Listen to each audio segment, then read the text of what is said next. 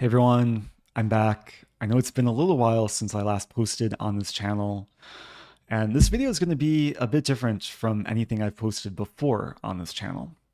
I recently played a very strenuous tournament in Trondheim, Norway. It was a Lewis Chess Legends event, and it was a 9-round tournament where I was very much occupied with playing and preparing, and I decided not to do any recap videos during the tournament. And that's basically why in this video, I want to do one ultimate recap of the whole tournament, take you through all the games I played. And I've gone ahead and put all my games in a Lichess study, and I've annotated every single game pretty thoroughly, sharing a lot of the key moments and a lot of lessons to take away. So if you want to follow along and analyze the games I played in more depth, I'll leave a link to the Lichess study below. And I'll go ahead and timestamp every single game I played in the video description. So if you don't want to hop around and maybe look at the games where I played the same openings that you might play, feel free to do so. But I think there's going to be a ton of lessons to take away from this video. And I'm just really excited to share my experiences with you guys. So without further ado, let's hop in and we'll start with the first round. Let's start with round one. This round, I was playing this person, rated 22-15. And the pairings went up very shortly before the start of the round. So neither of us really had time to prepare. And usually when I know my opponent doesn't have time to prepare for me, and I have the white pieces, then I like to just default to the London opening. And I was actually very happy with the opening in this game because my opponent kind of walked into one of my favorite lines, starting with this move 95, pretty trendy and tricky line if black's not prepared. And I got a nice active setup, basically putting my pieces on the typical London squares. And when he committed to c4, this kind of relieves the pressure in the center. And after pawn b5, I wasn't specifically prepared for this position, but I did know kind of the basic idea white should go for here is to pawn storm on the king side. And I play h4, I played all my moves relatively quickly. And after rook b8, I play h5, he plays pawn h6, and I play pawn to g4. And already the position looks really nice for white with ideas of g5, busting open the g-file and targeting the black king. And coming up after my opponent's next move, knight to e4, I made my first of, unfortunately, many mistakes in this game. And my next move was, I think, a combination of laziness, but also being a bit too materialistic. The move I played was rook g1, which I think the engine gives 2 question marks. I would definitely give this 2 question marks as well. Even though it looks very sensible in the position to prepare g5, it was completely unnecessary. And what I could have done here was just play g5 immediately. And in the moment, I think I considered this move, but I didn't quite realize how strong it actually is. And I rejected it because after takes, I thought I'm just losing a pawn. My bishop or knight will be deflected away from e5. And let's say takes and takes and takes. Looks like black is winning a pawn on e5. But I should have really just calculated further here and realized that white's attack is incredibly strong. And just to show, if takes, takes, takes, yeah, the g-file's open, white is down a pawn, but I can start throwing punches, and the move to play here is h6, and let's say black plays g6, there's a very strong and completely winning move, pawn f4. This attacks the bishop, and if the bishop moves back, I have pawn h7, and basically if king h8, I mate, and if king g7, bishop h6, white is winning the house. So yeah, this would have been really, really nice for white. Also, if the bishop moves back here, it takes away the h8 square. I still have h7 and bishop h6. So unfortunately, I think I played a little bit too safely. And I went for rook g1, and it's still playable, but it's just a big missed opportunity. And this gave my opponent time to play f6, slow down my advance of g5. And yeah, the game took a different route. After knight g6, we play some moves, and eventually the position transforms. There's a trade on e4, and I still get in this move pawn g5. And the next moment I want to address is after takes, queen h2, queen g4, we end up trading queens. And we reach a position where everything still seems to be under control. I do have a nice kind of grip on the king side, this structure with pawns on g5, h5, knight on g6. It's a very nice setup on the king side. But after my opponent's last move, bishop d5, it's very clear he wants to play rook b2 and get counterplay on the queen side. And in this position, I made a really bad move. And it's a move that I pretty much instantly regretted. The move I played was casting queenside, which at first doesn't look legal because the rook's controlling b1. But of course, it's okay to move my rook through a square that's attacked, as long as a king doesn't move through a square that's attacked.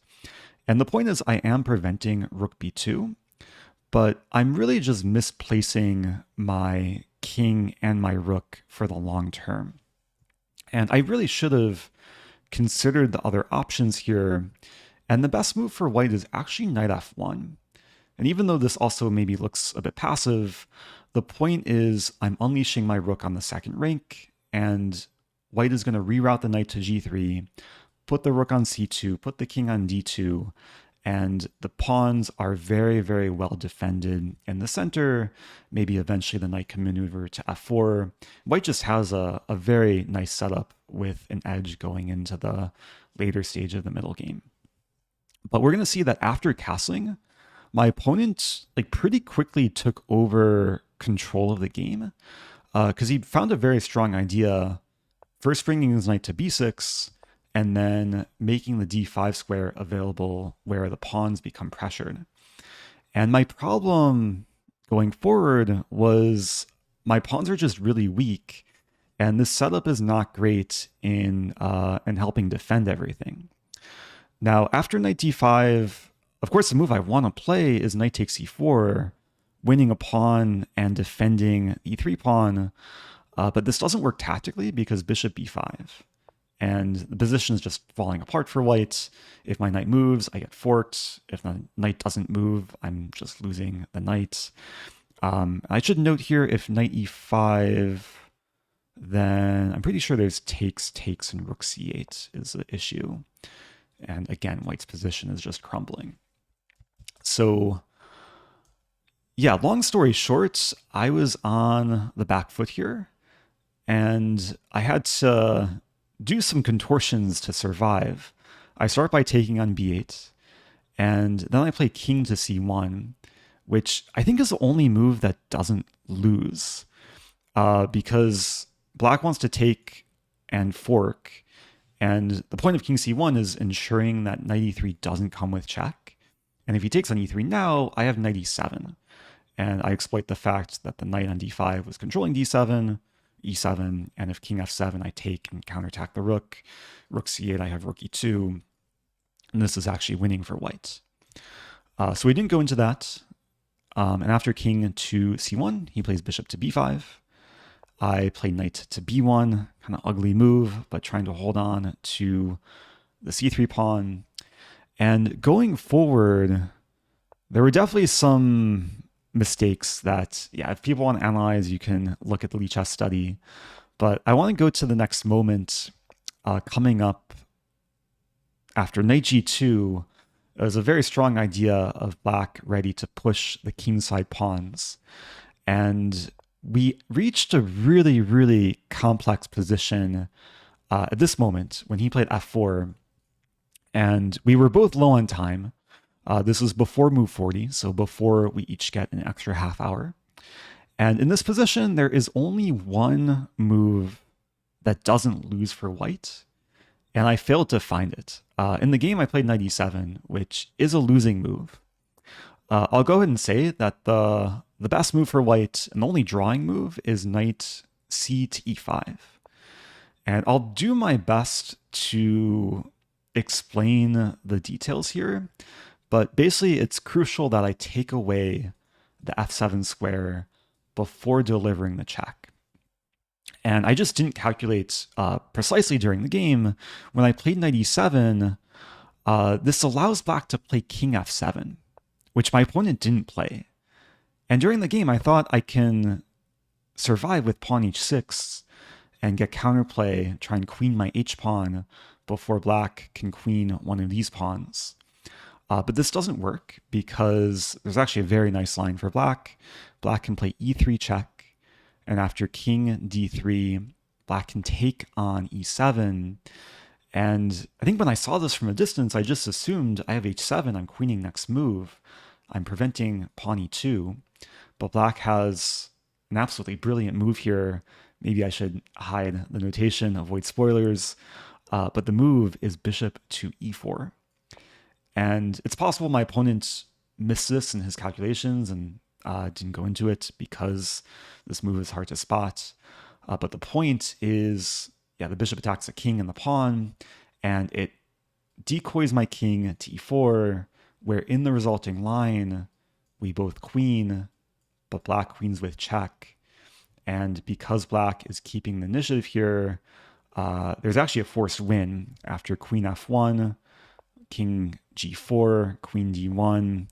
This is a kind of deep engine line, but shows how black could have been winning in a different variation, skewering the king and queen on the h file in the end.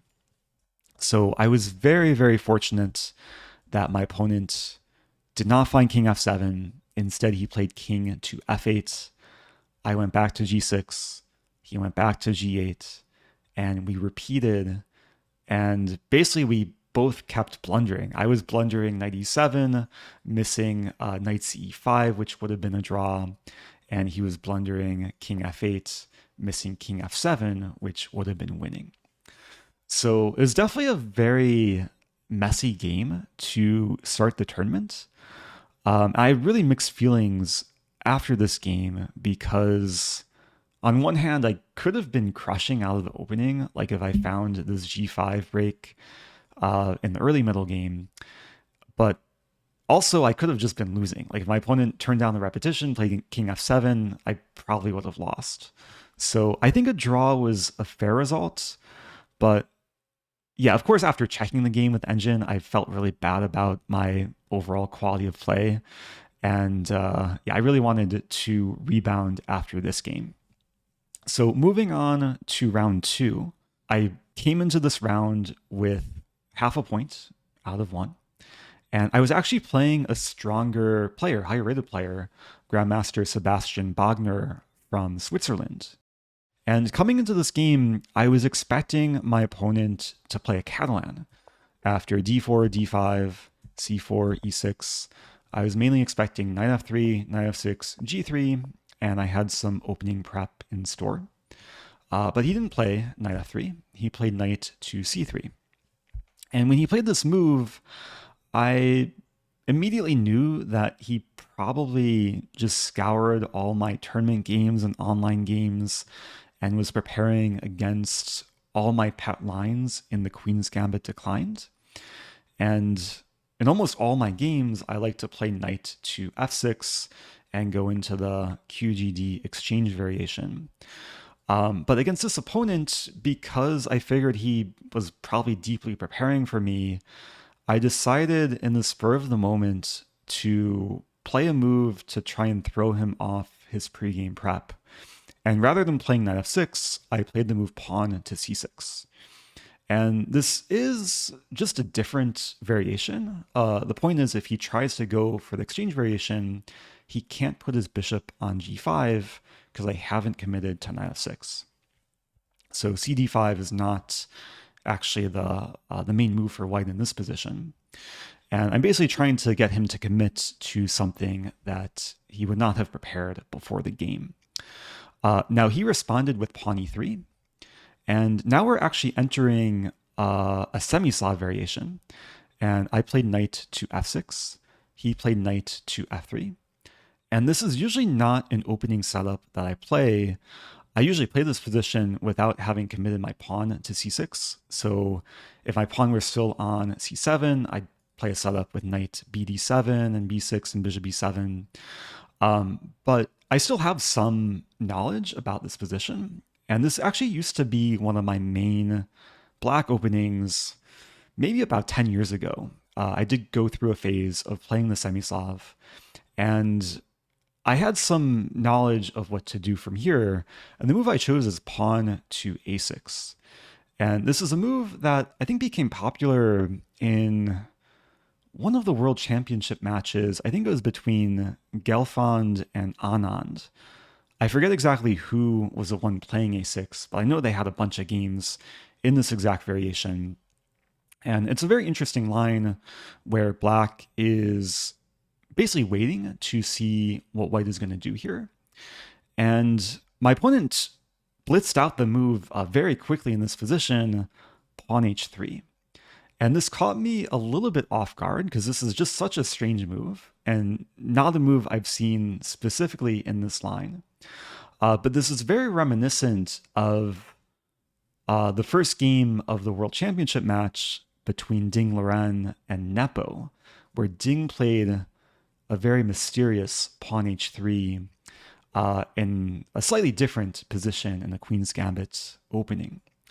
And when my opponent played this move, I was reminded of kind of a weird experience. Back in April 2023, I was returning to the US from Iceland. And as I was passing through customs, I got stopped by one of the border agents. I have global entry, so usually I'm able to cross through customs without needing to talk to any agent.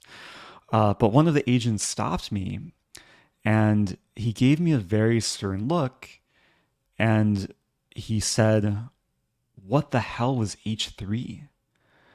And fortunately, I knew exactly what he was talking about. It was a little bit flustering because I usually don't like to be questioned by law enforcement. But on that very same day, Ding had just played the first game of the match where he played this h3 move, and pretty sure he lost the game. And the agent was questioning me to see whether I had watched the game and could prove that I know something about chess. And in the moment, I didn't know how to explain this h3 move. In this position and in the position Ding played it in, it does look basically inexplicable. But thankfully, I was able to have a nice chat with the customs agent, who was clearly a chess fan, and I made it through. But during this game, I just had that story on my mind, and I was trying to make sense of why my opponent would play such a move. And I'm pretty sure I'm able to explain this, even though it's very, very high level. And for most people watching, it might go above your heads, but I'll do my best to at least show this position in a higher level context. And basically white, after a6, white is in a small predicament here because there's a lot of natural moves white can play, but a lot of the natural moves have drawbacks. And the three moves I want to address are bishop d3, queen c2, and pawn b3. And we'll go through one by one and show the drawbacks of all these moves. Starting with bishop d3, this is kind of the most obvious, where if white plays this move, white loses time with the bishop. I would take, and then b5, and white's bishop is moving a bunch. I would expand. This is actually very pleasant for black. It's one of the main reasons to play a6 is to support the queenside expansion. Now, more common is queen c2 or b3. The drawback of queen c2 is actually really interesting. The queen looks completely fine here, but black has a really nice idea to try and exploit the queen, is a move pawn to c5. And the point is the knight is going to develop to c6, where it has more potential to harass the queen on c2. And I'm pretty sure it's mainly accepted that after c5, black is equalized. There are a bunch of games in the Masters database in this position.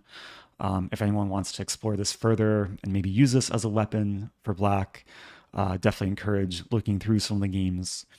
But yeah, that's mainly why queen c2 is not super commonly played. And the main line is pawn to b3 here. But pawn b3 also has a drawback. Even though it prepares bishop b2, with white having a harmonious setup, also reinforces the c4 pawn, this leaves the knight undefended, and black has bishop to b4, pinning the knight, and essentially provoking bishop d2. Bishop b2 is not possible because knight e4 and queen a5, black has monster initiative. Bishop d2 would be necessary, and the bishop is a bit misplaced in this position. So basically, going back here, h3 is a way of essentially passing and playing a move which might arguably help white long term, where, yeah, it does make Luft on the king side. Maybe there's cases where, yeah, the king will have the h2 square. It doesn't really harm white's position in any way. And it puts the ball back in my court. And now I have to commit to something. And if I commit to, like, let's say bishop d6, then white can play b3. And then if I want to play bishop b4, I'm losing a tempo. And if I want to play knight d7, then white can play queen c2, and I don't have this idea of c5 and knight c6. So during the game, I kind of realized the situation, and I ended up going for knight bd7. I figured that, okay, I might as well put my knight on a reasonable developing square, allow queen c2, and it'll just be a game of chess where I'm not super prepared in the opening, but it still seems like a very solid setup for black. So I know that was a kind of long explanation of the nuances. Hopefully some of it makes sense to viewers. But let's go forward, because next few moves, we just play a lot of more sensible developing moves. I play b5. Another benefit to having played a6 is I can challenge the pawn on c4. And tension is left between the pawns for some moves. He plays rook d1, I play queen e7, bishop e2, bishop e7. I had some ideas of eventually taking and playing c5, but this did provoke my opponent to play c5. And at first it looks like white is gaining space and shutting down any life of this bishop. But at the same time, after bishop to c7, I have a very clear plan of e5, which is hard for white to stop. And yeah, after b4, I get an e5. And going forward from here, I was very happy with how the game transpired. Position transformed a bit. After knight f5, queen e6, there was a trade on c4. So I got the bishop pair. And yeah, I played a lot of kind of normal moves. I trade on g3. There is some concern about knight takes g7 and knight h5 with the diagonal, so I did not want to get destroyed on the king side. Got rid of white's knight, and I played knight e4. And in this position, I gave my opponent the option of basically trading off the knights and the queens. If white wants to, he can take on e4. I would take back, take, and take. And if we entered this position, it's probably going to be a draw just with the opposite color bishops. Of course, I would probably look to improve my bishop, but I think this position is very drawish. And in the game, my opponent did not want to enter such a line, and he played knight e2. And pretty sure this move is just dubious. I'm going to give it a dubious mark, because it allows black just more activity in the position. And going forward from here, I was able to seize initiative. Starting with pawn a5, he plays pawn a3, I take, he takes. And in this position, I played a move which looks really nice, rook a2, but unfortunately it was just the wrong approach in the position. What I should have done was been more focused on improving my bishop. And the much stronger move here would have been bishop a6. And I'm really regretting this moment, because if I played bishop a6, I think my opponent would have been in a lot of trouble, maybe, or at least a difficult situation. Because the idea of this move is to play c3 and unleash the bishop. And I'm basically preventing white from castling, where if white does castle, c3 is a very nice tactical shot. And pretty sure white is losing material here.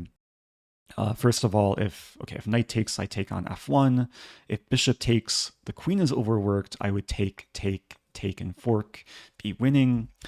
And if knight d4 counterattacking my queen, I would play queen g6, just saving the queen, and white's bishop and rook are attacked. Black is also winning material in this line. So yeah, this move would have given me a lot more promising chances in the position. The issue with rook a2, even though it looks nice, it didn't really have a clear threat.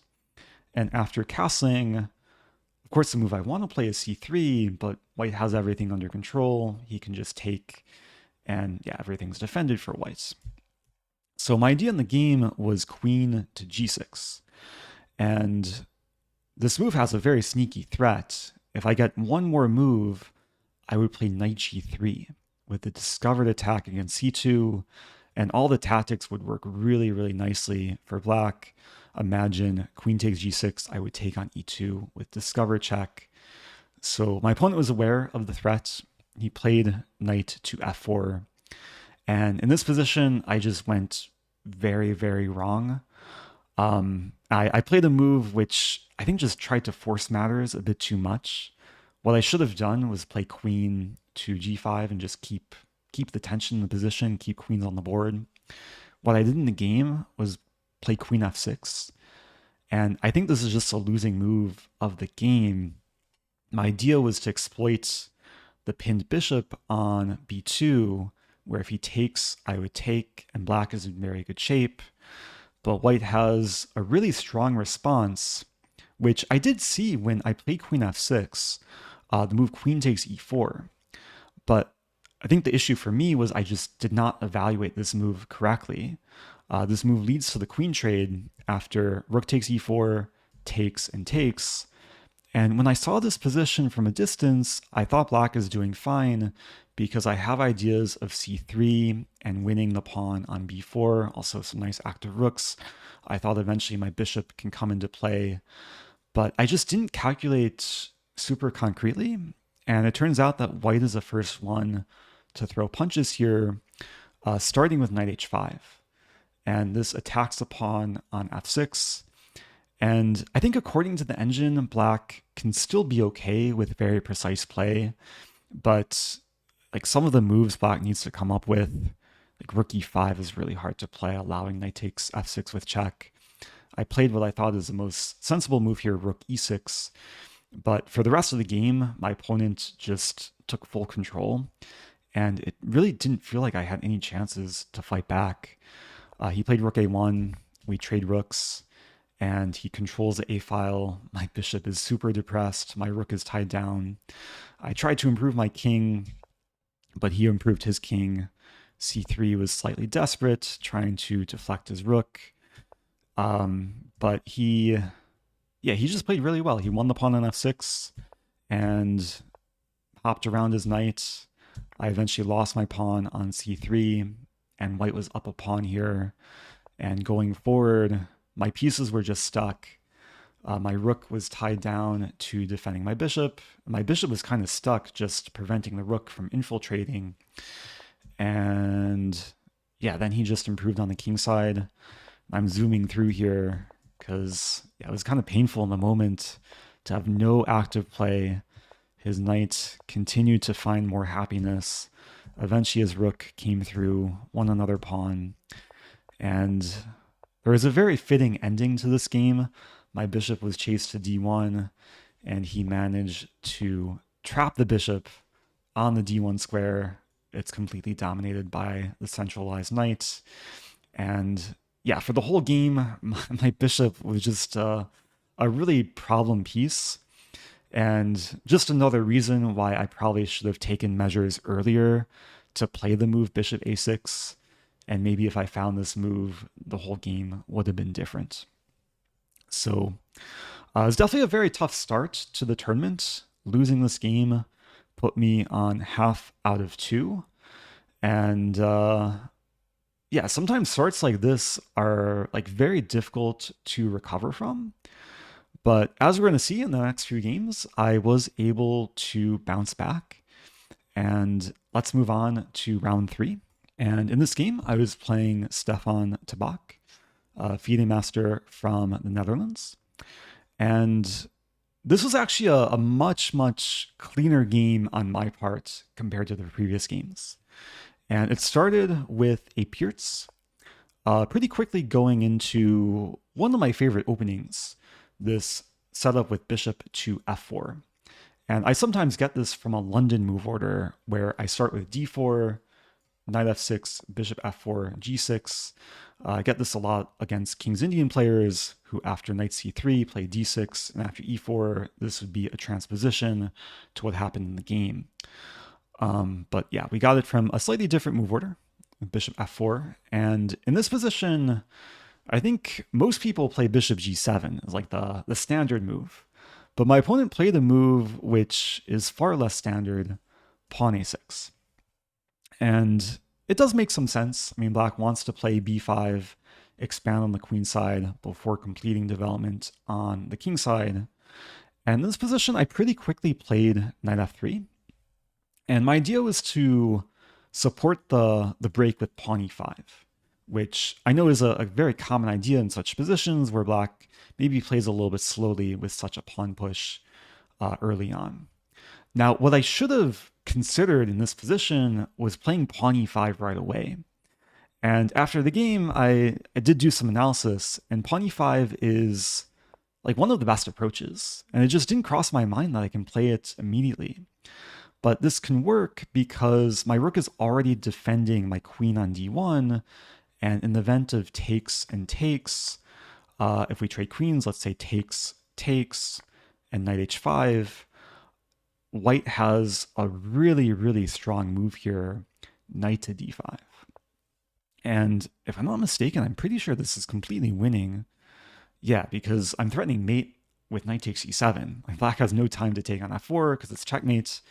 And a6 actually prevents any possibility of knight a6. Even if knight a6 was possible, there'd be bishop takes a6. So there's no good way to defend c7 for black. Now, there are a few other lines to consider after e5, mainly knight to h5. And if this move, I would play bishop e3. And here black could go into the line, takes, takes, takes, takes. But white is still doing very well, threatening knight d5. And I think the only good move for black here would be to play bishop e6, trying to discourage knight d5. But yeah, white's in very good shape. f4 ideas. I mean, I could play knight d5 and get the bishop pair. And yeah, white's just in a comfortable position going into the middle game. So this is a lesson for next time. I mean, a6 is not something most people would be prepared for, but it is good to know that e5 is basically already a threat in this position if black doesn't respond appropriately. But what happened in the game, after a6, I played knight f3, he played bishop g7, and then I went for e5. And I'm not sure whether to classify this as dubious or like a really interesting and possibly strong move. The engine doesn't quite like it, but I think from a practical, like human standpoint, this ends up being a very difficult move for black to deal with, as we're going to see like what happened in the game. And this is only move 6, but going forward for the next several moves, basically in every position, white is going to be threatening something. And I want to just go through the next several moves and show that white is keeping initiative well into the middle game. So after knight h5, I play bishop to e3. He plays knight c6, and then I play h3. So I'm threatening to play pawn g4 to trap the knight, also preventing bishop to g4. Black has to do something about it. He takes on e5. I take back, He takes again on e5, and I do lose a pawn. So this whole variation is a pawn sacrifice, but after takes, I castle with check, bishop d7, and then I play a move bishop to e2. And I had calculated this move from several moves ago, and I thought this was a very nice way to keep the pressure on black. I'm also having ideas of g4 where the knight is having some issues. So black has to deal with it. He takes on f3, I take back, hitting the pawn on b7. He takes, I take. And even though the position has simplified a decent amount and I'm still down a pawn, I still have a lot of pressure in the position. I'm threatening to take on b7. A move like rook b8 doesn't work because I have bishop a7, and if rook a8, I can take bishop c6. This seems very, very good for white. So instead, he played the move king to c8, but I keep throwing punches. I play pawn to g4, knight g7, and I win back my pawn with nice tactic. Bishop takes b7, king takes b7, rook takes g7. And not only did I win back the pawn, but I'm still making threats, attacking the undefended pawn on e7. And going forward, I just keep the pressure. Bishop to g5. And in this position, he decided to give the e7 pawn. Now there is the move pawn f6 here, which he didn't play. If he plays this move, I would take and take and take. And he has a move rook e2, but then I have rook to d1 with a rook coming in to d7. And the engine actually says black should have gone for this line, but I think it's only white who has like chances to win. And I think the resulting ending is probably pretty difficult for black to defend, because let's say takes rook here. I think rook c8 is probably necessary. I would take. And even though I'm up only one pawn, which is double pawn on the queen side, I have nice active rooks and potential for the passer on the king side. So we didn't go into that. Instead, he didn't play f6. He played knight to e6, and I take on e7, and I'm able to keep everything defended. This rook defends this rook, which defends the bishop, and black just has no way to exploit my setup. And going forward, I'm just able to hold on to my extra pawn.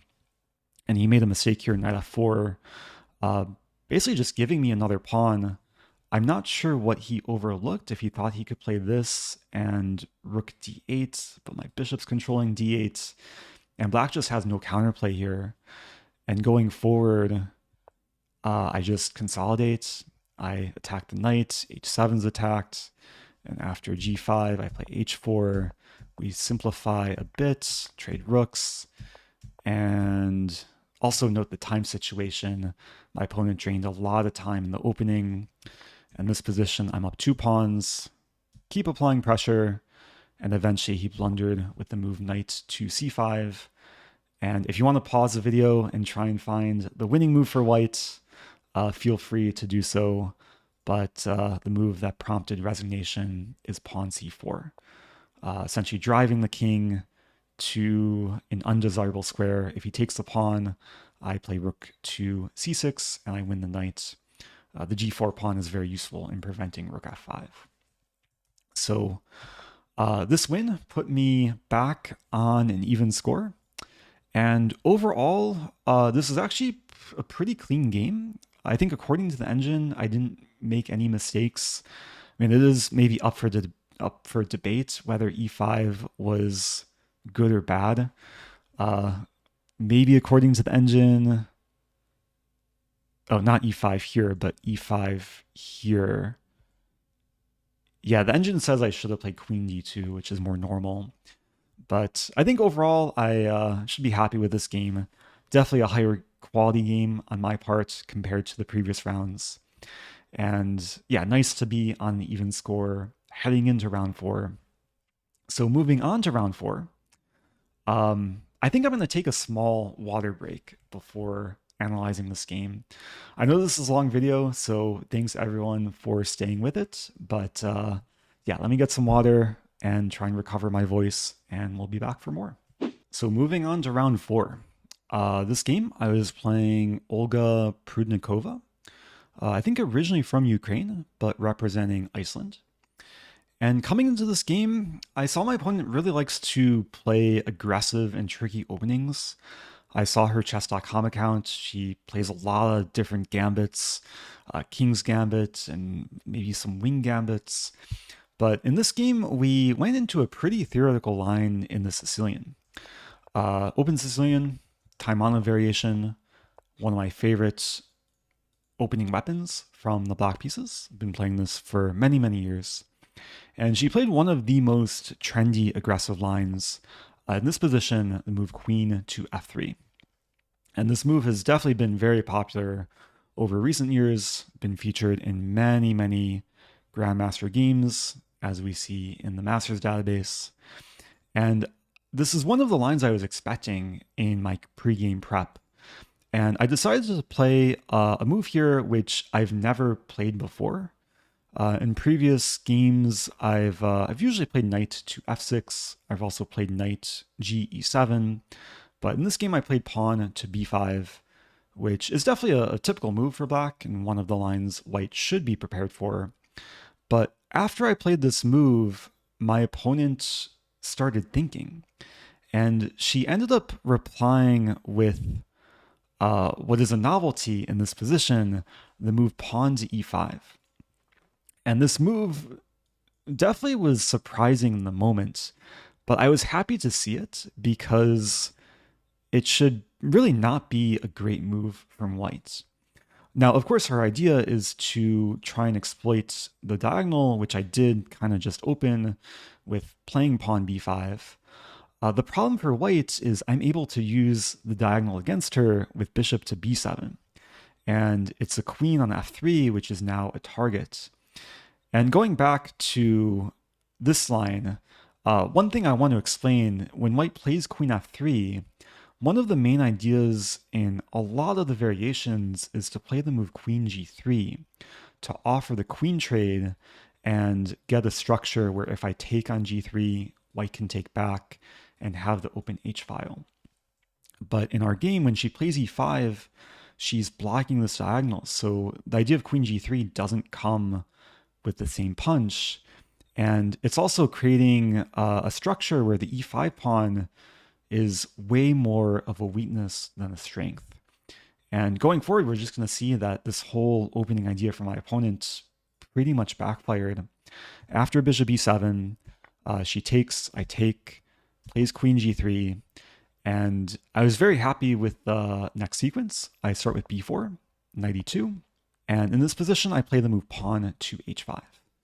And yeah, I was happy with this move because not only am I preparing to play pawn h4 to harass the queen, but I'm also setting up knight h6 with ideas of knight f5 or knight g4. So I thought this was a really nice multi-purpose move, which you don't see in the opening, like especially when my king side is not at all developed, just lunging the pawn like this. But it is very typical in cases where the queen is on g3, and it's a nice way to develop on the king side with knight h6 coming. So she played h4 herself, preventing me from playing pawn h4. And after knight h6, the play flowed really nicely for black. Knight d4, knight g4, we trade on c6, so white does get the bishop pair, and she castles defending the pawn on c2. But after rook c8, bishop d3, and bishop to c5, I was feeling really, really good about the position because white is under a lot of pressure here. And I'm basically just offering the trade of bishops. And she took a long time before taking on c5. But the problem for white now after queen takes c5 is I'm hitting e5 pawn and the f2 pawn, both of which are not sufficiently defended. And when I was calculating this position, I saw a really nice line that I was hoping white would fall into. Now, I'm pretty sure she probably also saw the same line and saw the trap that basically wins for black. But the most natural looking move here for white is rook d2, defending f2 over defending c2, and trying to set up bishop takes a6. So if I take on e5, then maybe she can take on a6 and be okay. But the problem with rook to d2 is I have the move queen a5. Attacking a2, the only sensible way to defend a2 looks to be king b1, but then the rook's not defended on d2, and black has a absolutely crushing move pawn b3, threatening the rook, also threatening forced mate, and this would be completely winning for black. So she was careful enough not to stumble into that line. And in this position, she played what is probably the best way to fight is pawn f4, supporting e5 pawn, but of course allowing me the fork on f2. Now, I took a long time before playing that f2. It took almost 10 minutes. Now, it did not take me almost 10 minutes to find that I could fork the rooks, but I spent most of my time trying to figure out if queen f2 is stronger, because it looks like this move would force a queen trade and still guarantee the fork. The problem is, if I play this, white has the move rook h3. And it's still probably good for black, but I didn't see anything crystal clear here. So after a long think, I just decided to cash in with material gain. And after rook f1, I take. And in this position, I was mainly expecting queen takes g7, which I think is a better way to resist. I would have played queen f8, and after takes, king takes, I'd be up the exchange, but maybe white can fight. I think black is still doing very well after a5, rook g8 coming, and then I'll use the g-file. Black should still have good winning chances, but that didn't happen in the game. She instead went for the immediate rook takes d1, and this gave me time to just defend my g-pawn. And going forward from here, I think everything was pretty much under control. I was able to just make sure everything's defended. The pawns on light squares do a really nice job of restricting the light squared bishop and also ensuring that there's no f5 break. And eventually she did try to do something on the king side. Yeah, I went for g4, but I just snagged the pawn and I got in this move d6. And generally when you're up the exchange, when you have a rook for minor piece, you really want to look for ways to open files. And once the d file opened, I'm able to further improve my rooks. I start pushing my past g pawn. And the finish to this game was quite nice.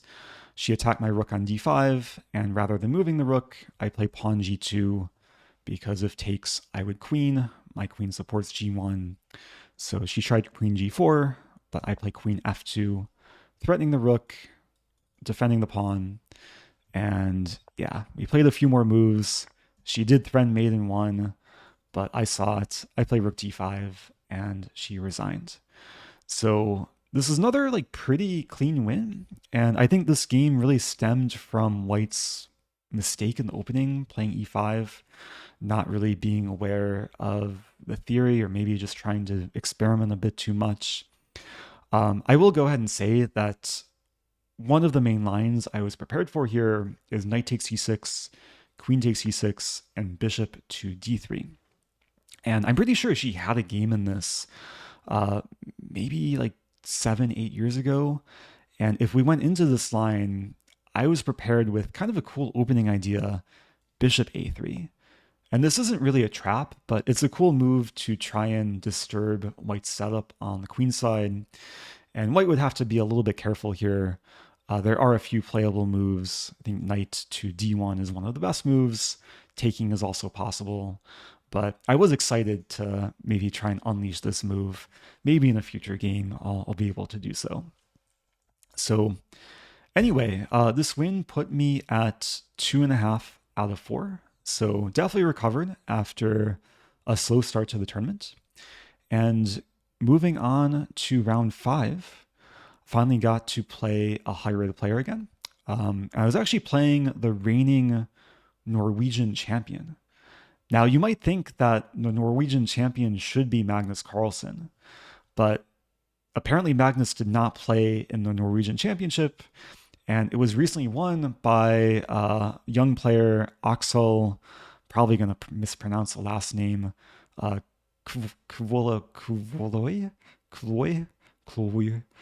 I'll just call him Axel. Really sorry for even my attempt at pronouncing. But this is a very strong up and coming player, international master, probably going to be a grandmaster within the next year or two. And coming into this game, I went for e4, and I was mainly preparing against my opponent's Sicilian repertoire. And I was expecting c5, where after knight f3, d6, I had some fun prep in mind. But he kind of surprised me with pawn e5, and I knew that he's played this in some recent games, but I didn't think he would play it against me where, okay, he's the higher rate player, and it should be up to him to try and play for a more fighting dynamic game. So I was a little bit disappointed to see e5, and I went for a line that I thought is very safe and could maybe be a tricky surprise weapon, starting with the 4 knights. And in this position, I played the move pawn to a3.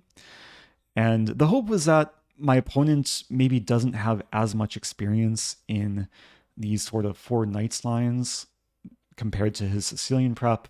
So I was trying to catch him in a line that maybe he's not super well prepared in. But unfortunately, he played one of the most solid approaches to this line, starting with pawn to d5. Now, I do want to maybe briefly explain the point of this move, because it does look a little bit unusual just to waste time with moving my a pawn. But one of the main points is I'm preventing bishop b4, and if black wants to develop the bishop to c5, I have the center fork trick, and this is considered to be quite good for white after takes and pawn to d4. So this is really just a way of preventing this bishop from developing actively. Now he played the most principled move, pawn to d5, and now it's a reverse 4 knight scotch.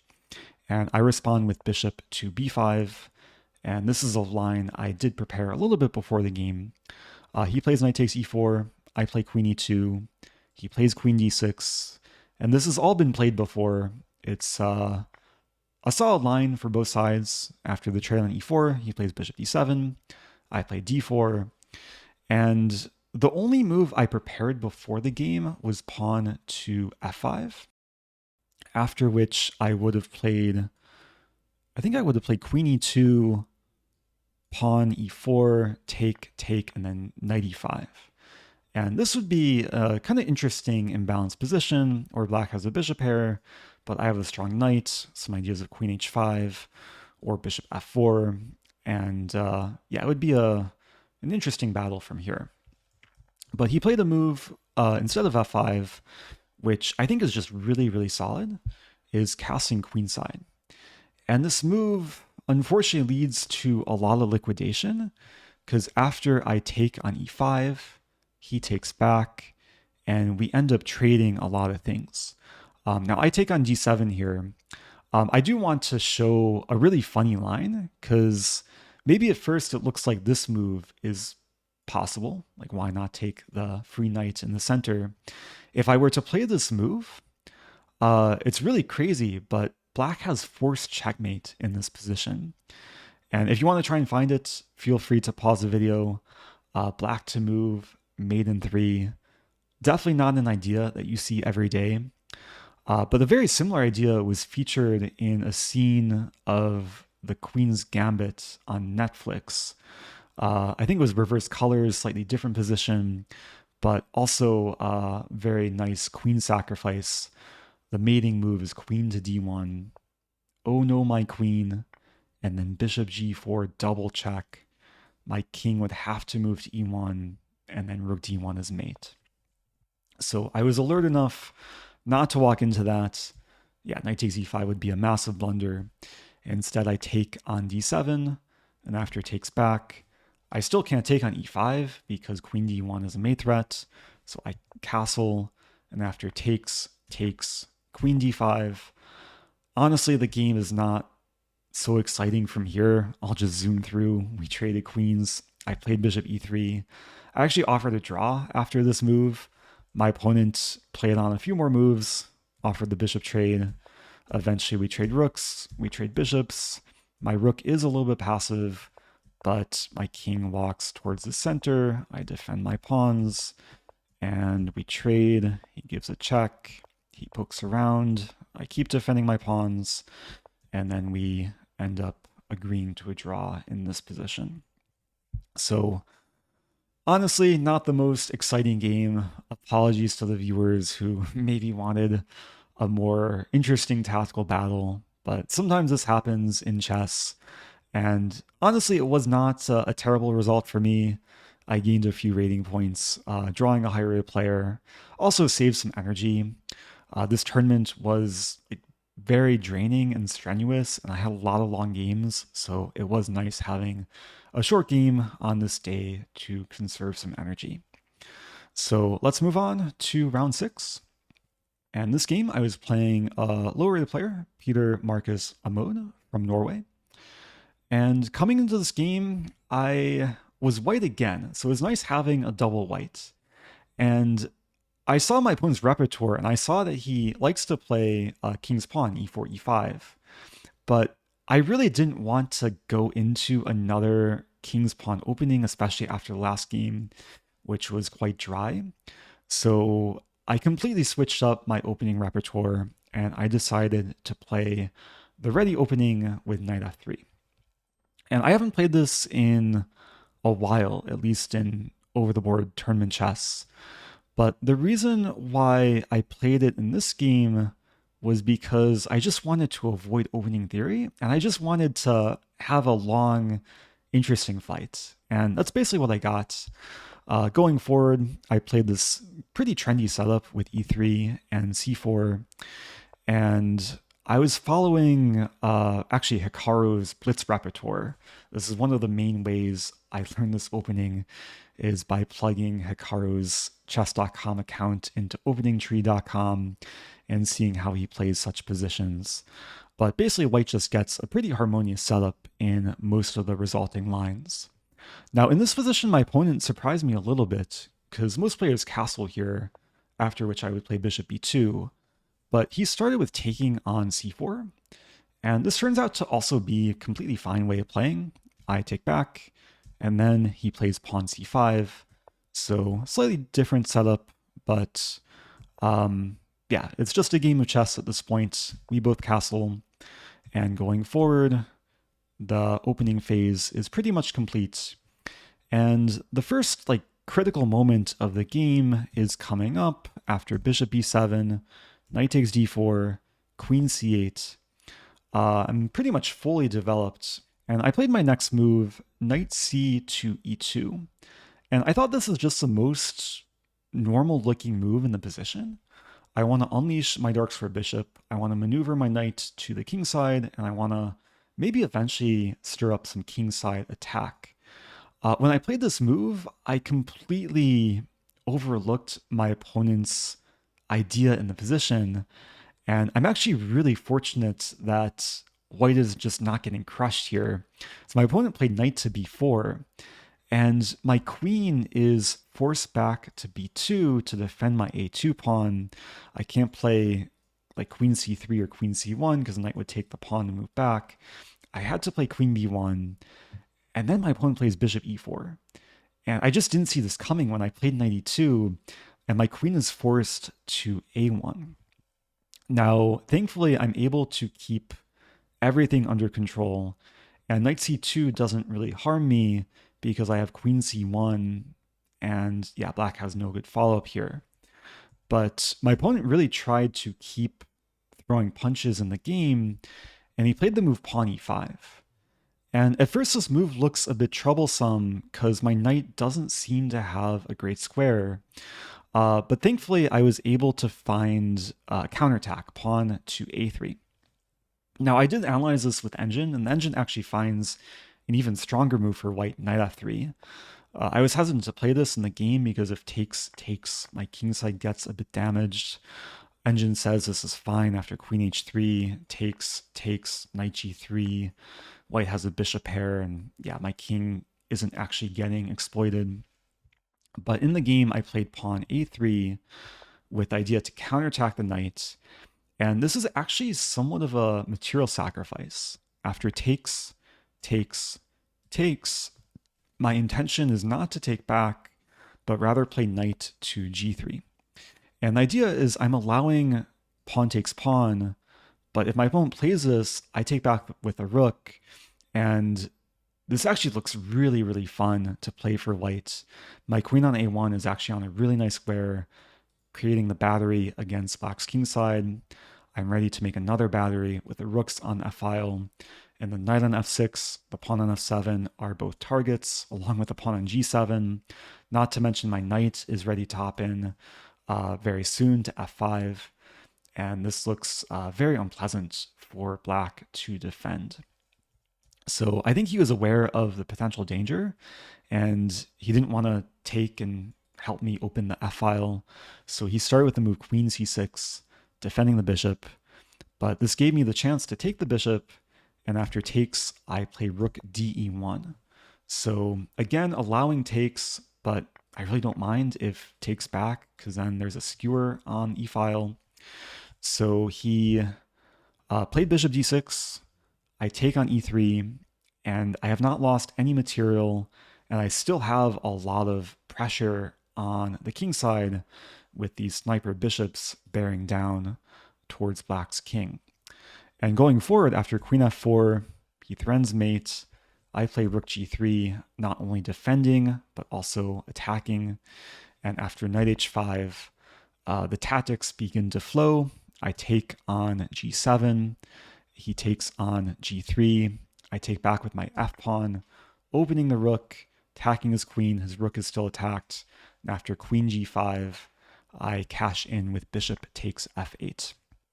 So I win material, he takes on f8, I take on a7, life is very good here, I'm up 2 pawns, but the game's not over, because even though I have still a lot of initiative, I'm hitting f7 3 times, I'm hitting b6, he has the move b5, and given the opposite color bishop situation, it does get a little bit tricky. And going forward from here, there were a lot of moments where the engine found much stronger moves than what I found. Starting in this moment, I think Stockfish says I could have taken on f7. This is hard to judge though. I didn't want to like self-pin on the f-file. So I retreated my bishop, and he wins back a pawn. I play king h1.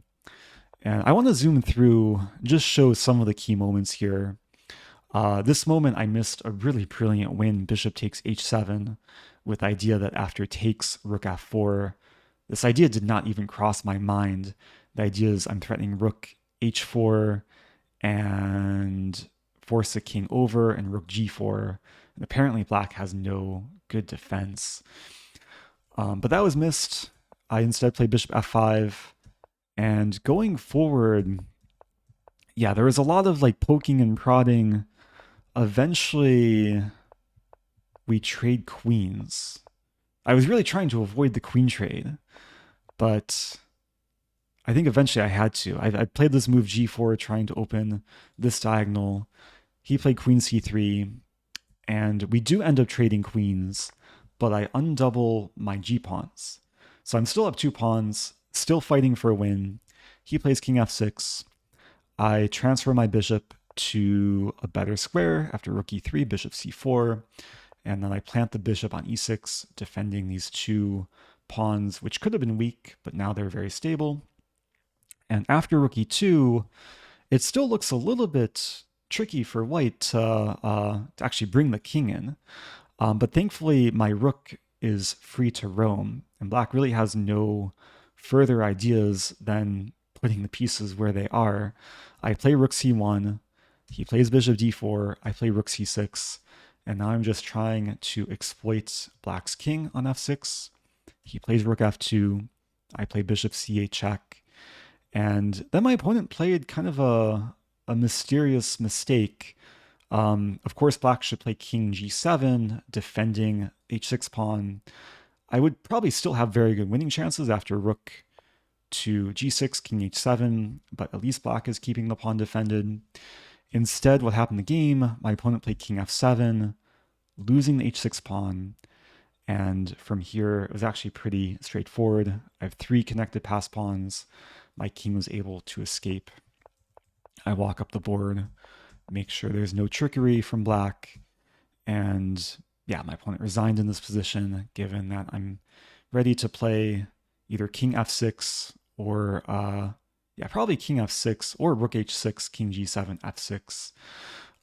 Many ways for white to keep making progress. So yeah, this is a really interesting game. I think overall I was in control for most of the game. There was just this moment in the opening where things got a little bit tricky, but because I had such nice harmony with my pieces based on the opening setup, even though I overlooked some of black's initiative, it essentially all worked out in the end. And yeah, this is one of the reasons why I think Hikaru likes these sort of setups in Blitz is even when things get tactical, white's pieces are just on very good squares to react to the chaos. And after this win, this put me at 4 out of 6 points heading into round 7. And round 7, I play another Grandmaster, one of Norway's up-and-coming talents, pretty young player, Elham Amar. And actually, we can click on the username to see his profile, one of the new features on Lichess. He's only 19, has a Grandmaster title, and he is one of Norway's top talents. Not sure if he's the next Magnus Carlsen, but certainly very strong. And coming into this game, I knew that he's a very avid e4 player, and I was expecting him to play an open Sicilian with the move d4 in this position. But he surprised me a little bit by playing the Rossolimo. And I could only find one game where he played this previously, which was actually last month. I believe at the Norwegian Championship, he played this for the first time, at least in a recorded game. Now, I knew that he plays d4 way more often. I was more so preparing some sharper open Sicilian variations. But when he played bishop b5, I did check this before the game, and I decided to play a move that I've never played before in this position. The moves I've played previously have been e6 and knight f6 and g6. But there's another playable move here, which is d6. And I decided to play this to try and just avoid any pre-game prep that he may have done. And this is a solid and very logical approach, just looking to stay flexible, open my bishop. Going forward, he castles. I put my bishop on d7. He plays rook e1. And I play a6, so putting the question where this bishop wants to go. And I'm pretty sure the main line here is bishop to f1, after which black can play bishop g4. And I was looking at this a bit before the game. He played a different line, which is bishop takes c6, which is definitely very playable, but not the main thing I was preparing. Now I take back, he plays d4, so we get some version of an open Sicilian where white has conceded the bishop pair, but because white hasn't committed to the move knight c3, he's able to play the move pawn c4 and get a Marazzi bind setup with a space advantage going into the middle game. And I was okay with this. I play knight f6, knight c3, I complete development, he also completes development, and we get to a middle game position where like both sides are just really solid. And I was actually pretty happy with the outcome of the opening because I thought this position is a bit against his style.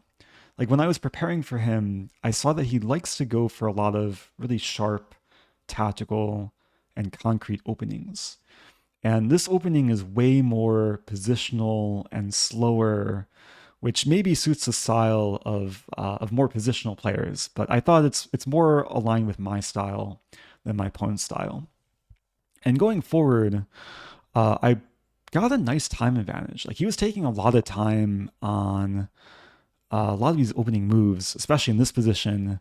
He spent over almost 20 minutes playing the move pawn h3, and this is kind of a sign that maybe he doesn't quite know what to do in the position. I play pawn b6, ready to just make some small improvements with bishop b7. Then he snags my bishop before I can actually play bishop b7. I take back, and he plays pawn a4.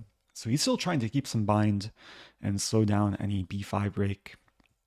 But I maneuver my knight, and yeah, after queen d4, queen c5, there was an interesting moment here. He plays the move knight d5, which looks like a crazy tactical move, unleashing the battery, threatening mate in 1, putting his knight where he's threatening to take on e7. But this move basically just leads to liquidation. I make sure everything's defended with bishop f8. He puts his knight on e3, and then we trade queens, and I put my knight on c5. So I'm just staying really solid, and he defends his b-pawn. And this is probably the most interesting moment of the game. And the move I played here was honestly kind of a safe option. The move was pawn to b5. I was definitely considering the more crazy option of knight takes e4, but I didn't quite trust my calculations. Now, the engine does slightly prefer this move, but I would have had to follow up very precisely, and this would allow bishop takes b6. And there's an idea here for black which did not at all cross my mind in the game. I think during the game I was mainly looking at rook to b8, pawn a5, and yeah, maybe bishop e7. Yeah, bishop e7, ideas of bishop d8. Apparently even stronger for black is pawn d5 to sack a pawn and then play bishop b4.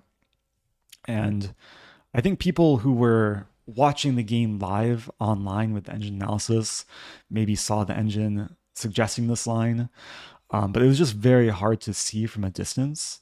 And the point of this move is I'm hitting the rook, and the rook doesn't have anywhere good to go. There's 4 squares it can move to. All of them will eventually get forked. If rook e2 or d1, there's knight c3 with a fork.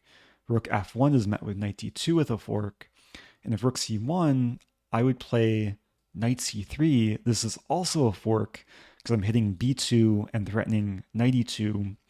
And I don't think this helps because I have a skewer or still this with the discovered fork.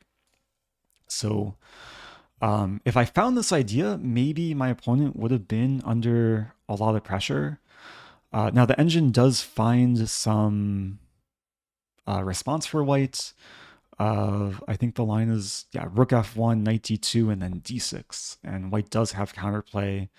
And somehow after bishop takes d6, knight c4, engine says it's close to equal. Maybe a very, very tiny edge for black.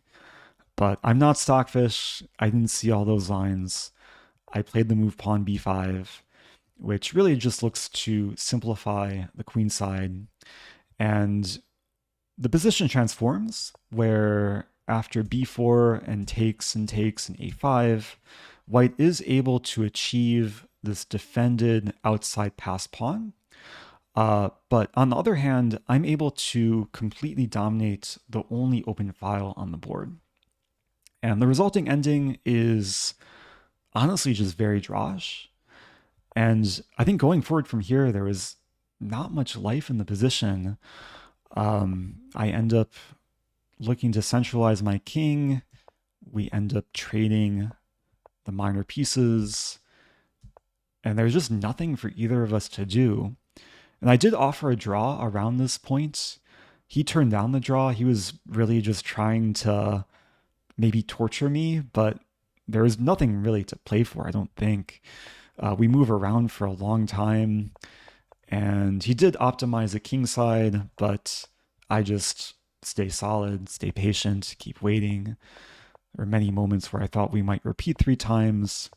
He was trying to avoid the threefold repetition, a lot of moving around, but eventually we got to a moment where I think this position, I actually paused the clock and claimed that it would be a draw after king b7.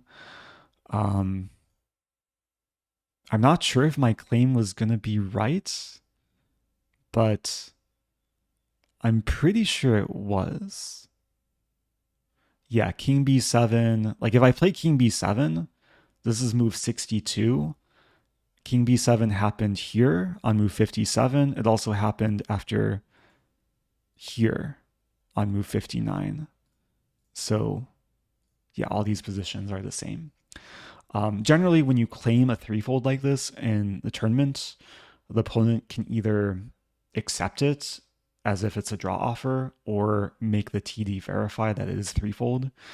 Thankfully, my opponent did not make us go through the process of verifying the threefold, and we agreed to a draw, and that was a game. And I'm pretty sure the engine says that this was pretty much a perfect game. Very high accuracy by both of us. So I was happy. Like, it's usually nice when you can play such a solid game against a much higher rated Grandmaster.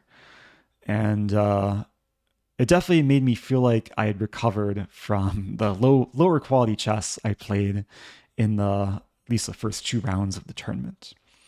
So this leads us into round 8.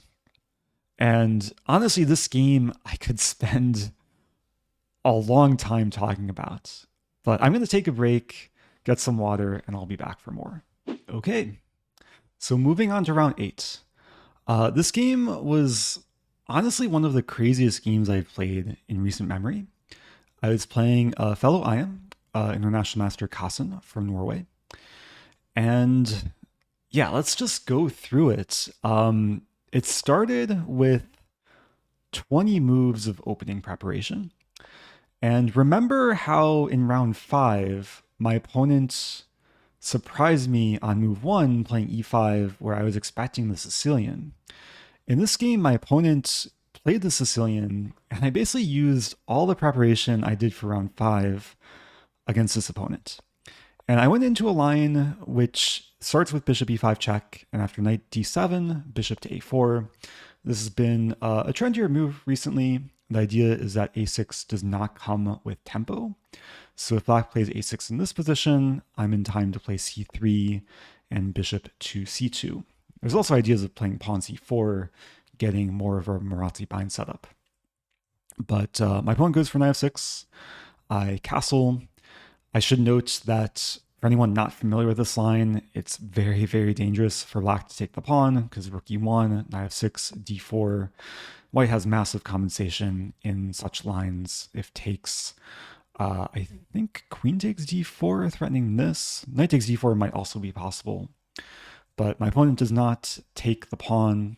Instead, he plays e6. I defend the pawn. And then I'm just blitzing out moves. This is all fresh in mind for me. I take over the center, drop my bishop back, maneuver my knight to the king side. Rook c8 does threaten to take, and I can't take back because, the bishop would be hanging. So I play bishop d3. He castles. I play knight g3. He plays rook f e8. I play h3. This is all still prep. h3 does maybe look a little bit mysterious, but the point is that there are many cases where I want to play bishop e3 and not have to deal with knight to g4. So he plays bishop f8. I play queen e2, g6, and now I play a4. And still prep. The idea is to just pressure the pawn on b5, and he can't really play b4 without giving away the pawn on a6. So he plays the move c4. I play bishop to c2. He plays e5.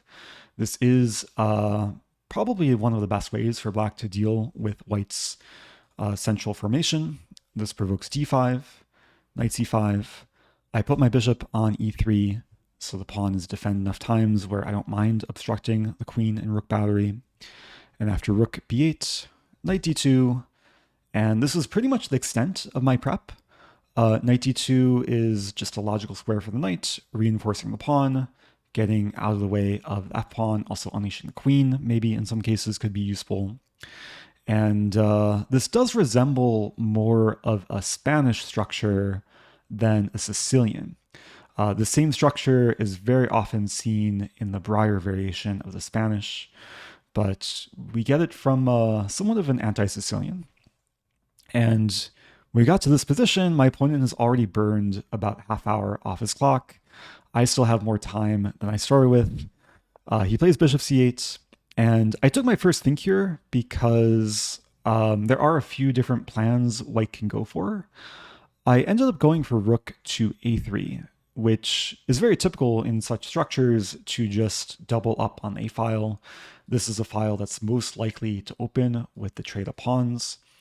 I was considering the idea of rook f1 and f4, but it seemed a little bit less promising, and I thought rook a3 is a nice way to just continue improving. Now it is possible I should have played rook a2 is slightly preferable, keeping b2 defended, but I don't think it makes a huge difference.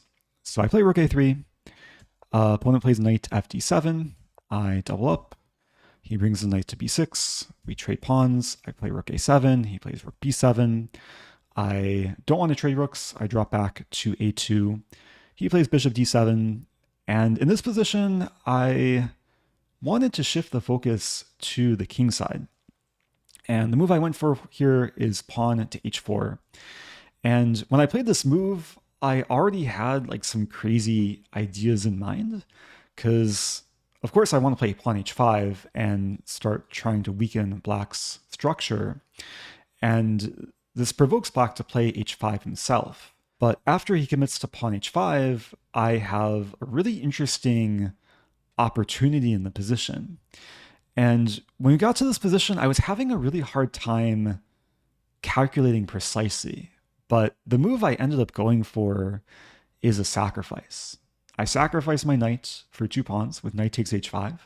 And after takes, this is mainly an intuitive decision because I really wasn't quite sure what happens here. Like there's a lot of different branches that can stem from this position, but I really thought that white has a lot of promising attacking resources. For one, there's the idea of knight f3 to g5 and queen h7. There's also ideas of f4, and if he takes, I play e5 and the bishop comes to life. So I was feeling very optimistic. And going forward, I was able to seize a lot of initiative. He played queen c8, trying to set up maybe bishop to g4, but I'm in time to play pawn f4. And I thought this is a very strong move, because if he plays bishop g4, I simply check, let's say bishop g7, I play f5, and I cut off the relationship between black's queen and bishop. I'm threatening this, and this should be completely winning for white. So going back, when I played f4, my opponent took a long time here trying to figure out what to do. And a big issue for black is that if he takes on f4, which is the move that black would probably like to play to open the e-file, I would respond with bishop to d4. And white has a very simple threat of checkmating. And there's some really nice lines here where, for example, like a bishop g7, one line I was calculating was bishop takes g7, king takes g7, queen to g5, and let's say king f8. If king h8, I think check here is probably pretty crushing. And if king f8, there's a cool sequence, queen h6. Again, if king g8, e5 should be good for white. And if king e7, there's a really nice move, pawn e5. And I think this just cracks black's whole position where the pieces are in disarray. And if takes, I have pawn d6, king d8, queen f6, white is mating next move, rook e7, queen takes e7. So I actually saw this line from when I played f4, and I was feeling really good about my chances. And he took a long time to respond with the move knight to b3. He went from 28 minutes down to less than 12 minutes. And this is not a move I was expecting, but it is an interesting attempt to try and stir up some counterplay. Now I continue here with pawn f5, trying to shut down this diagonal, and I am sacrificing my rook on a1, but I'm pretty sure it's just too risky for black to take. If black were to take it, at the very least I have perpetual, but I probably have more, right? Like bishop g7, I have f6, king h8. I'm sure the engine would find the win. Maybe just takes and then lift the rook over. Black seems kind of defenseless on the king side. Just for fun, let's see what Stockfish says. Queen h5, king g8. Wait, what? King, queen g5? Yeah, eventually rook takes a1. And what is white threatening? Knight f3, rook f1 coming. There would be good chances here for white. So, long story short, my opponent did not take on a1. Instead, he played the move pawn f6, which is a better defensive attempt, creating more opportunity to defend along the 7th rank, with probably rook e7 coming, or bishop g7, rook e7. And it's still not easy for white to crack the position. And I start with queen g6, bishop g7. I take on b3, he takes, and I play rook to a6. So really just trying to still throw punches, now hitting the knight and looking to win the d6 pawn. And I do end up winning the d6 pawn. Now, it's possible that I should not have taken immediately. I know the engine probably criticizes a lot of the moves played from both sides in this game, but yeah, if you want to look deeper with engine, feel free to analyze on your own. This looked most natural in the moment. I have ideas now of taking on f6. My opponent played rook f8, and I played pawn to h5, looking to march forward with pawn h6. Now, yeah, I think the engine says knight takes b3 was better, but then it gives black some initiative. Queen c4, knight d2, queen d3. This is one of the crazy engine lines where it's still probably very unclear. I went for h5, but the drawback of this move is black has bishop e8, and unfortunately the momentum begins to shift. I played the move queen g4, looking to hold on to my h-pawn. Apparently I should have played queen g3, because it's more important to defend the bishop, as we're going to see. But with the queen on g4, my opponent takes on b2, and I can't take on b3 because he can take on c3, and it's a double attack. If my queen were on g3, I would have the move knight c5, the bishop would be defended. But this is no longer playable, and c3 is under threat. I played the move rook c1, trying to just hold on, but then he plays queen c7, attacking my rook. I play rook a6, he plays king h7, and all of a sudden, I'm just running out of steam. I'm still down material, and my attack no longer really seems to exist. And at this point, I thought that I'm probably just going to lose the game. Rook g8 is coming. His pieces are actually all on like quite good squares, knight d3 in the air. So I decided to first win the pawn on b3. He plays knight c4, attacking my bishop. I drop back to f2. This was actually a mistake because it allows the bishop to take control over this diagonal. And black's worst piece, which used to be on g7, is now one of the best pieces for black, piercing through the position. Now ideas of rook g8 to target my queen. Everything seems to be going wrong for me. I do save my rook, play rook a1. He plays knight e3, keeping the initiative, hitting my queen. I drop back. He wins the pawn on c3. And now my knight's attacked. My knight doesn't seem to have a good square, but I did have an idea here to play rook a3, desperately trying to hold on. And I had a trick in mind where if black plays b4, which appears to win material because my rook moves, he wins a knight, I would play rook c1, trapping his queen. And it turns out that this is actually still winning for black. If we turn on the engine, there's multiple ways to win. Bishop b5 being the best move to counterattack my queen. He can also just sack the queen for both my rooks and be winning. But he didn't go into this line. Maybe he was scared of rook c1. And after I played rook a3, he played the move queen to c4. And this actually gave me some chances to stay alive. I played queen f3. He played b4. And I play knight to a5. And now I'm attacking his rook, his queen, and unleashing my rook, hitting his knight, which is now attacked 3 times. And I think he willingly went into this line with the idea to sacrifice his queen. Because he took on a3, I win his queen, he takes back, and it's still looking very good for black. He has how much material? Rook and 2 minor pieces for queen and 2 pawns. But it is very imbalanced, and sometimes in such situations, even if black is objectively better, engine probably says black is still like very close to winning. It's still tricky to navigate. And we were both getting pretty low on time, and crazy things start happening very soon, or continue to happen very soon. After queen c3, he plays bishop e5. I improve my king. He's looking to support his passed a pawn, which is definitely a thorn in my position. He improves his bishop, harasses my queen. But somehow I'm able to still find squares for my pieces. And it's not so easy for black to find a clear win.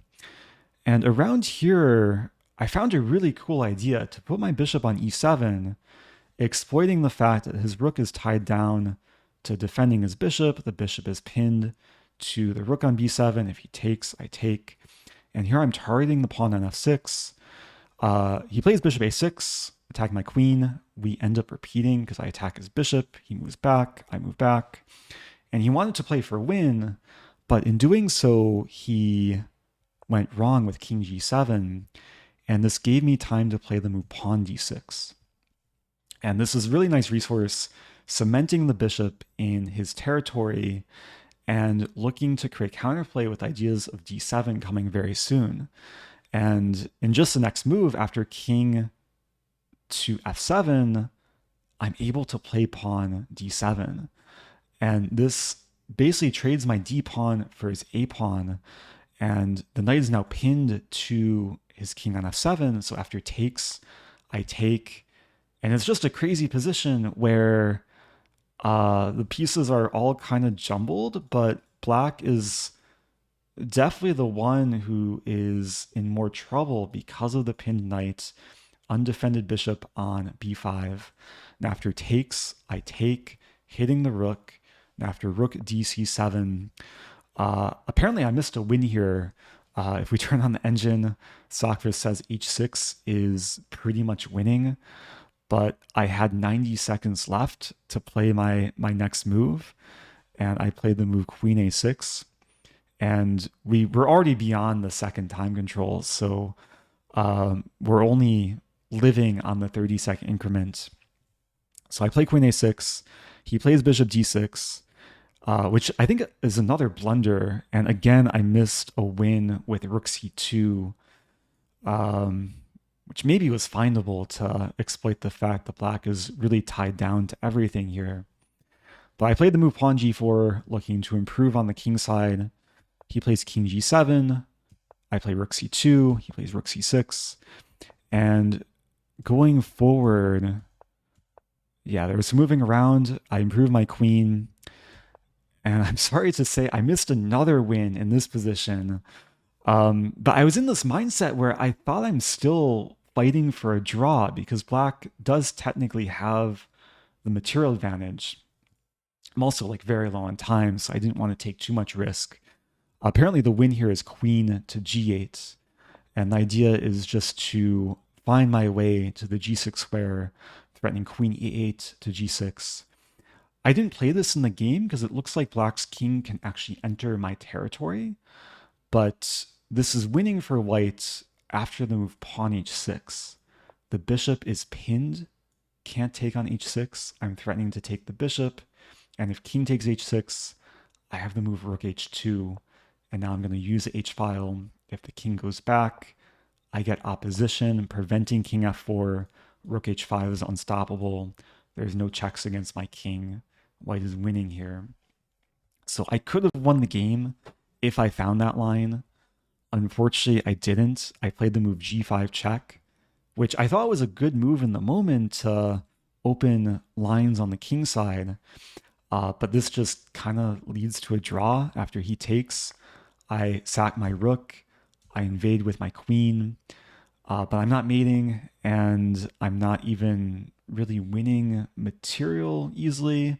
I know it looks like very natural to go for a move f6 or h6, but he would then have a resource rook 4 to c6, holding on with the 7th rank controlled and the 6th rank controlled.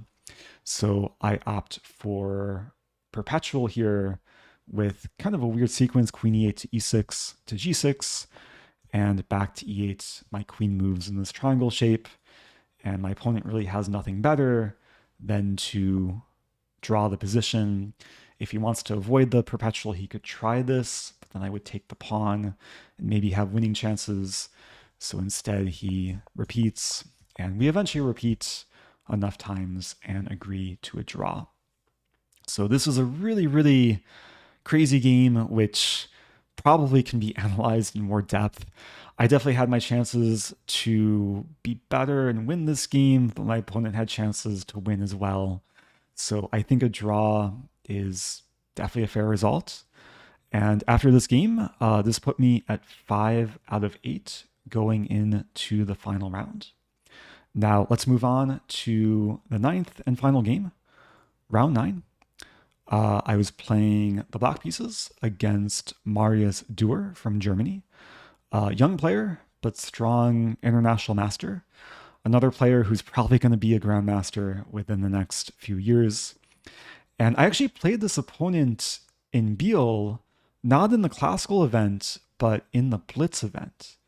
And in Biel, we played into a Queen's Gambit declined exchange variation. But I played a different line than what I ended up playing in this game. And just to show the game I played against him in Biel, I went for bishop e7, pawn e3, pawn h6, bishop h4, and bishop g4. And in that game, he was actually really well prepared. He played the move queen c2, and I had checked his games before I played this classical game against him, and I saw that he actually played the white pieces in this variation against Michal Sarin. And Sarin beat him in a nice game. And that's probably why he was prepared to go into this line against me in the Biel Blitz. So preparing for the classical game, I decided to play a different line in this position, a line which I really haven't played before, at least not in recent memory.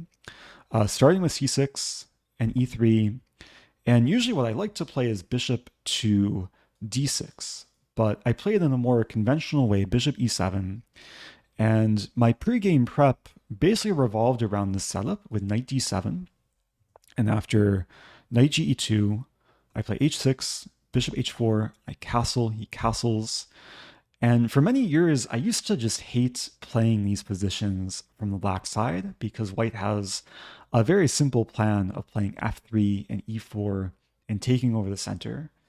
And I've probably had dozens of losses when I was younger, just not knowing what to do as black in these structures. But coming into this game, I was prepared specifically for this position, and I had a nice neutralizing idea in mind to play the move knight h5. And at first, this move doesn't look like the most visually appealing to put the knight on the edge of the board, but I do control the crucial g3 square, and I'm essentially forcing the trade of dark square bishops, where after he takes on e7, I take back, and it's not as easy for white to achieve f3, e4, because if he plays f3, then e3 is not defended. So it seemed like he was still going to try and go for this plan. He played queen d2, over defending e3. I play rook e8, again trying to ensure he can't play pawn f3. And then he plays rook a e1. So generally when this move is played, the idea is to play knight c1, unleash the rook, and then go for f3, e4. I respond with knight to f8. And I'll go and say that this position was on my computer maybe like 15 minutes before the game. And I was expecting him to play knight c1 and go into this. And I did have some preparation in store for this position. There's lines where I can put the queen on g5. And if white somehow gets this move in, I mean, first of all, there's a potential pin, but secondly, there's knight f4 ideas, and black gets counterplay against the king side. So basically, I was prepared for this line, and my opponent took a long time in this position before he deviated from my pregame preparation. And he played a move here, which I didn't even realize was playable until he played it, is knight to f4. Yeah, taking about 11 minutes to play this. And this is a really interesting idea to imbalance the position. And at first, at least in the moment, it didn't look that threatening because I took and he took, and white's left with double pawns. It is true white gets some initiative on the e-file. I had to move over. He takes, I take. I do lose time moving my queen a few times. I had to move again to d8. But in this position, white does try and take advantage of the fact that he has a pawn on f4, and he advances to f5, which simultaneously restricts my knight and my bishop, and also creates ideas of pawn f6, which could be a very strong attacking idea later. So I think my opponent found a very nice way to react to an opening which I thought I was more prepared in, but going forward from here, we're going to see that the position wasn't so easy for black. I played the move bishop d7. He plays rook to e5, so reinforcing this pawn, putting the ball back in my court. And in this position, I played a move which I thought was completely fine in the moment, but then for the rest of the game, I regretted playing the move. And it's a move that Ben Feingold says you should never play, and I should probably have followed that advice. Never play f6. Never. I played f6. And I thought that it makes sense to chase away the rook and look to maneuver my bishop to e8 and f7, eventually get my knight out to d7. But the problem with this move is my pawns can't move backwards. And when I commit to f6 and h6, the g6 square is a gaping hole on the king side. And I was aware of this, that, okay, g6 does look weak, but I didn't think white can exploit it. As we're going to see, white exploits it in a really simple and beautiful fashion. He drops his rook back. I look to improve. I play queen b6, just looking to neutralize the e-file. And then he starts this knight maneuver, knight e2, rook e8. He avoids the trade of rooks, putting the rook aligned with my king, ideas of queen takes h6. I sidestep my king. He plays h4. I play rook e7. He improves, making sure this pawn's defended, and then he plays knight f4. And this is really the ideal setup for white with knight to g6 on tap. And it took me a while to realize like how powerful this move actually is. And I don't think I realized how much trouble I'm in until knight g6 came on the board. And yeah, I think it's already reaching the point of no return for black. I have to take the knight with either my bishop or my knight. And I took a long time here trying to decide. Eventually, I decided to take with the bishop on g6. Right? Yeah, bishop takes g6 was played in the game. The reason why I rejected knight takes g6 is because after takes, this is the line I initially wanted to go for, but after rook e3, there's a really nice line for white where if takes takes queen d8, I saw this position from a distance and thought, okay, black should maybe be holding, but there's a really cool fork in this position. And for anyone that wants to find it, feel free to pause the video, white to move, find the double attack. white can use the geometry with the queen by playing queen a3, hitting the undefended pawn and threatening maiden 1 with queen f8. And this is just going to lead to a winning endgame for white. So that's one reason why I rejected taking with the knight. I took with the bishop, thinking my knight has more potential to help defend. But my opponent played in a really strong and prophylactic manner, basically giving me no counterplay, clamping down with bishop f5. After king g8, he trades rooks, puts the queen on f4, and I was pretty much stuck. Yeah, the queen is ready to infiltrate. Queen e1 check doesn't really do anything. I played knight f8, but then he invades. I save my pawn. He plays queen a8. My pawn is now a weakness. If I play b6, I lose a c6 pawn. And I mean, I tried to do something here, but my knight and my king are completely stuck. My queen can only do so much.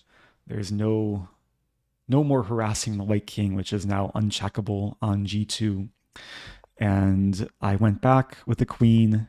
He clamps down even more. I tried c5, but once the center opens up, it just went downhill. He was able to maneuver his bishop to a stronger diagonal, and once his bishop gets to d5, he is threatening the basically unstoppable queen f7. Now, I didn't resign because there was one potential stalemate trick, and I had to try it, even though this is classical chess and not bullet chess. I went ahead and played knight e6, preventing the checkmate. After he takes, I play queen f8, and my goal is to give away this pawn and my queen. If I can accomplish that, it would be stalemate. I was also hoping for the miracle where if he maybe thinks he can play queen g8 to simplify, I would take, and rather than take the bishop, which would be winning for white because king f3, I would play d2, and this is winning for black. He can't play bishop b3 because of my pawn on a4. So there is still some maybe alternate universe where black can not lose this, but clearly my opponent was awake and aware, and he cleans up my d3 pawn. And after queen a6, I was really hoping that he would clean up this pawn, where if he takes with the king or the pawn, then I can force a draw. Let's say pawn takes, black to move. I would play queen f2 or f1 and say, oh no, my queen. And eventually white would have to take it. This is stalemate. If white runs, I would forcibly sack my queen. Unfortunately, none of that happened because he leaves my pawn on g3. He plays queen 8, and this forces a queen trade, avoids a stalemate, and I resign in this position.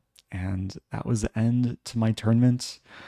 I got pretty convincingly crushed in the last round by a very deserving winner in this game. I think my opponent just played a beautiful positional game, showed better positional understanding with this imbalance. He accepted the double pawns, but then was able to very nicely exploit my hole on the king side. And I think this game was pretty much determined by one big positional mistake, this pawn f6 move.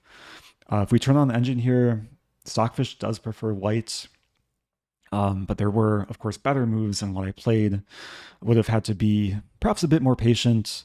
I was considering bishop e8 in the game, and maybe I should have played this move to support knight d7. But yeah, at least I'll know for next time. So this, this wraps up the tournament. I finished with 5 out of 9. And I did gain a little bit of rating. I think I gained like 3 or 4 points. So this should put me at 2377 FIDE. And overall, I definitely have mixed feelings about this event. Would have been nice to not lose the last game, but there were definitely a lot of lessons to take away, a lot of interesting games. I really hope you as a viewer can take away some lessons as well. And it's always nice to play classical chess. It does force me to refine my opening repertoire, try out some new things. And yeah, I'm probably gonna take a few months off before I return to another classical tournament. So really hope you guys enjoyed this video. And I am back in the US recovering from jet lag. I am hoping to produce more YouTube content and Twitch content in the near future. So do stay tuned. And one more thing before I wrap up the video, I do want to give a huge thank you to the organizers of the Lewis Chess Legends tournament, everyone who made this tournament possible. Torbjorn and Harald specifically were great organizers, and they are planning to run the event next year. So if you want to check out this tournament for 2025, I'll leave more information below, link to their websites. Maybe see you guys next year in person. But with all of that, it's time to wrap things up. Thanks everyone for watching again. Hope you guys enjoyed, and I'll see you guys soon.